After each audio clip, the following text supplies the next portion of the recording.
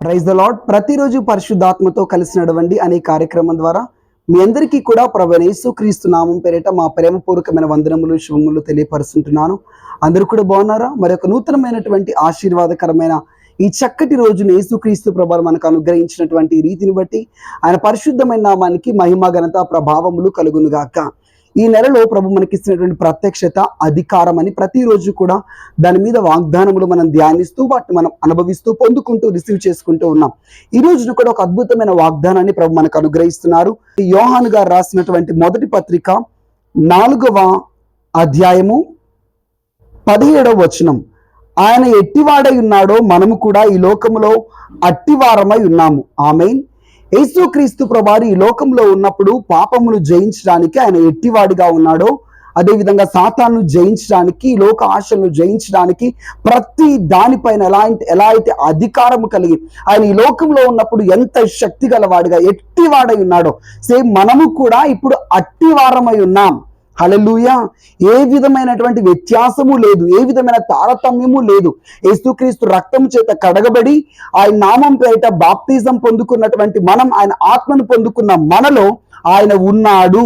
మనము కూడా ఆయన ఎట్టి శక్తి గలవాడై ఉన్నాడు. ఈ లోకంలో మనము కూడా అట్టివారమై ఉన్నాం.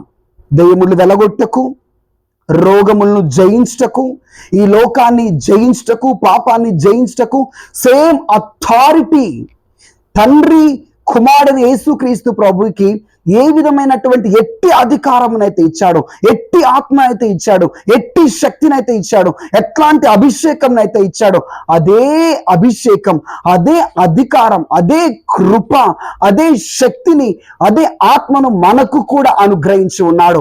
ఆయన ఈ లోకంలో ఎట్టివానిగా ఉన్నాడు, మనము కూడా అట్టివారమై ఉన్నాం. కాబట్టి ఎందుకు మనం పాపానికి మాటి మాటికి బానిసలైపోయి పడిపోవాలి? ఎందుకు అపవిత్రతను మనం అంటించుకోవాలి? ఎందుకు అబద్ధములాడాలి? ఎందుకు భయపడాలి? రోగములు అంటే ఎందుకు భయపడాలి? ఎందుకు కలవరపడాలి? మనం కూడా అట్టివారమై ఉన్నాం. మనం కూడా వాటిని జయించగలం. మనకి అధికారం ఇవ్వబడింది. యేసుక్రీస్తు నామం మనం కలిగి ఉన్నాం. కాబట్టి మీరు దేనికి భయపడకండి, దేనికి కూడా మీరు కలవరపడకండి, దేనికి కూడా ఆందోళన చెందకండి, మాటి మాటికి పాపంలో పడిపోతున్నాను కలవరపడకండి.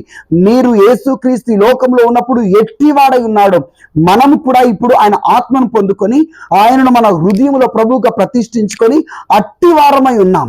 కాబట్టి ప్రతి దాన్ని మీరు జయించబోతున్నారు. అదే శక్తిని మీరు కలిగి ఉన్నారు.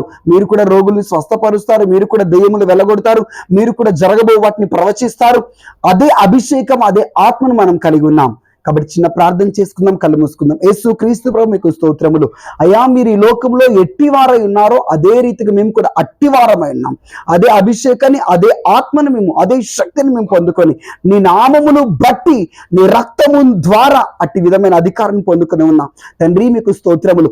ఇక మేము ఈ యొక్క సాధారణమైన మానవులము కాదు, ఒక సాధారణమైనటువంటి ఆత్మచేత నింపబడిన ఒక సాధారణమైన వ్యక్తులమై ఉన్నాం.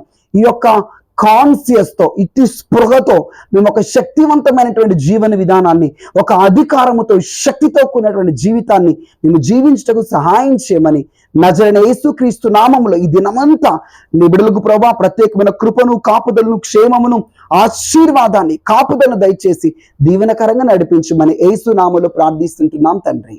ఆమేన్. God bless you. Praise the lord.